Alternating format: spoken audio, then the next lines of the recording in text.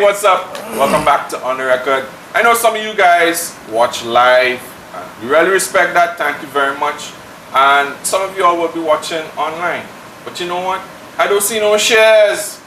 I seen 100 views, 150 views, and no shares. Why don't you share the show? If you like it, great. Say, hey, mommy, look at this. If you don't like it, better. No, you can bash tail. Look at it here. Look at it this. Look at it talking us that. Anything, man. Just share the thing. Know what I mean? Gosh, man. Anyhow, we on the record with Vinod and Lasana. Lasana, let me jump right in the football business. Save the best for last, right? It's a whole hour show, you know, fellas. Don't feel like going anywhere. You know? So recently, Trinidad and Tobago, they've been having a string of success. We played New Zealand the other day. We looked pretty good at coming out on there. Then we played Jamaica, and we actually beat them back to back. I mean, we beat them in Jamaica. When has that happened? A long time ago, yeah. You know what I mean? So not since we were a republic. There you go. So most of that could be attributed to the brand new man in charge, Stephen Hart. But I feel that would be like a easy way out. That would be a cop-out. Yeah. I think there are much more factors involved. Talk about some of that. What is the key to this success of this new look Trinidad and Tobago? Yeah. Well, I mean, in reality, it did start under Hudson Charles and Derek King, because it was a fresh program then, after, you know, our humiliating exit from the 2014 World Cup in the first round against Guyana. Right? Still get shivers up for that, man, fellas. Yeah. Oh my God. So, you know, we had a situation now, and I think the problems at that point actually served to bring the team together. Problems, you know? like what? Well, for instance, they went into St. Kitts in, I think that's the opening qualifying round, with no money whatsoever, because I guess maybe the sportsman could answer that sometime. Maybe he might have something to do with that. I don't know. Now, while they're there, they had to pool money together to have meals, to do their laundry. Right. You understand? They had a tropical storm that hit the island, so they had to stay for about another 3 or 4 days. You know, they spent the first couple hours at the airport, whatever it is. The fact is, though, that kind of brought the team together. They decided, and I would credit the senior players like Denzel Tierball and Jamaica Williams and so on, that you know, the best way for us to really, you know, take revenge is to be a success. You know, right. The permanent secretary or so on, they don't believe in us. They didn't give us any money. Well, you know what? We will prove them wrong, and we'll win the Caribbean when you're back title. against the wall, you really have nowhere else to go. Well, and they didn't win the Caribbean title, but they came second. And it was the first time that Trinidad qualified for the Gold Cup since 2007. So that would have been 6 years, right? So that started the whole thing, because they kind of brought that togetherness to the squad. They only had the guys who were committed, because there was money sharing, there was anything, you know. And Hart was able to build on that. You know, he's a good motivator. He keeps things simple, you know. He has a clear vision of what he wants and everything else. I think importantly, he was able to get you some of the marquee players, you know, so to speak. I know some people wouldn't call Kenwin Jones a marquee player, you know, but all the same, he's our high-profile player. He's up in the Premiership and so on. You know, he isn't getting any money because people like him. You know, he's getting because of the ability that he has and what he could bring to the team. A lot of potential ability, but that's something different. But I mean, under Hart, the man sweating in the Prem. Forget what you had to say about that. I would say man sweats on a Sunday in under Hart, I believe it starts something like 6 goals in 8 games. Right. You know, and that says something, you know. Does, yes. So Hart was able to take the team to another level again.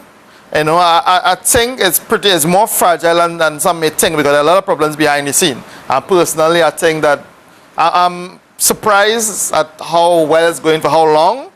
You know, it's pretty fragile, and the team does need support. You know, but yeah, we've had a lot of things to celebrate. That support too. When you looked at the stands in those games that we played here, 3,000, 5,000 people. It looked worse than the lead-up campaign to 2000. Well, for the game against New Zealand, now this was mixed with the whole Akeem Adams. We had to touch that too. Popping in that. Let me talk about that for 2 seconds. $75 for a t-shirt. Continue. Yeah. So at that game, I believe there were just over 10,000 people there. You know, which is it should be better, but on a Tuesday night, 26,000 whatever it seats is, stadium. So yeah, half full. yeah. No, so the you know, we have our way to go, of course, with the support. You know, it could be worse. Like, I suppose it could always be worse. Yeah, but you know, you don't think about that. You can't inspire somebody. Well, son, it could be worse. No, that's above. You know, Yeah. That's something to rescue you. That you can't look forward, projecting into the future. Well, it could be worse. yeah, you know, especially considering, you know, how well the team has done with how little it has. You know, in terms of getting to the second round in the Gold Cup. You know, they didn't do too badly against Mexico. They lost 1-0 to a late goal and so on. Yeah, you would figure they'd have some ownership of the team by now, you know. But this is something that I was asking. You know, we're bringing in Don Leo Ben Hacker, right? And he go and get a good piece of money. The question is, what are our ambitions as a national program, as a national team? What? To do well in a Gold Cup, to win a CONCACAF or a CFU championship. We need a top draw guy like Don Leo to do that, really? Well, I think we need to start somewhere. And, you know, success brings success at whatever level. You know, as they say, winning is a habit, but losing is also a habit. Right? And probably, you know, at least from my point of view, football took a serious bashing in this country. And whereas you all would like to, you know, mention Stephen Hart, who seems to have the team playing with a lot of heart. A born-again Trini. Right. Enough respect. You have to remember, and we must mention Raymond Tim Key. Right.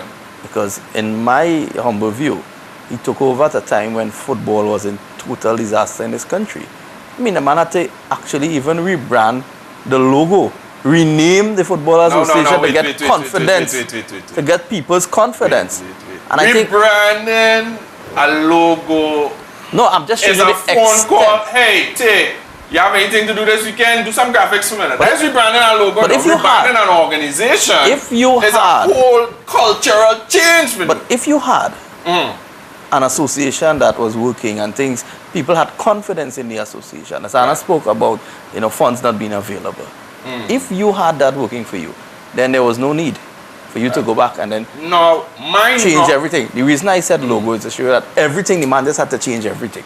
To get people again believing in it. Is that a lot of what happened with the former administration, he was there. He may not necessarily be part of it, but he was there. So then what would he have had to done then? Resign? What? Anything. But doing nothing is not an option. But some guys say, you know, some guys say if they stay in the system, they could then eventually make a change, and probably that's what happened with him. Really? Yeah. Then that's the Senapod version of medicine. If it stays in your system long enough, you go flush it out. Yeah, I will say that in terms of Tim Key, evaluating Tim Key, well, first of all, the changes that I spoke about actually happened before Tim Key. You know, when it happened at the time, Lennox Watson was the acting vice president and so on, right? And Tim Key came in December, just before the Caribbean Cup final. So we obviously played a few rounds there. So the guys, you know, kept the team together, you know, and he came in. He made some good managerial changes, I think, you know, some brave decisions in terms of bringing in Shabazz first to work with Hudson Child, you know, Muslim and Soul. Yeah, that was same jump there, right? You know what, it worked brilliantly because it got us to the Gold Cup. And then obviously you'll have to say that Hart was a success as well. Right? Now, in terms of how well he has done, the coaches are not being paid. You know, and for me, as an employer, the first thing you have to do, really, is to make sure your employee is okay. Right. So for me, until the national coaches are being paid, then I cannot say that he's a success. To me, that's step one. That's all. We had to go to a break. Something that someone said about my dad. My dad was a businessman. He's like, Tay, you know your father never missed a payday. And that to him was his ultimate respect for his employees. He could suffer, you know. We could ain't have no groceries, you know. But the people who working for him, make sure Friday evening, 4 o'clock, your money in your hand, you could do whatever you want to do. Anyhow, today is Tuesday, it's just a little after 8 o'clock, so you don't go nowhere because we're still on the record. We'll be right back.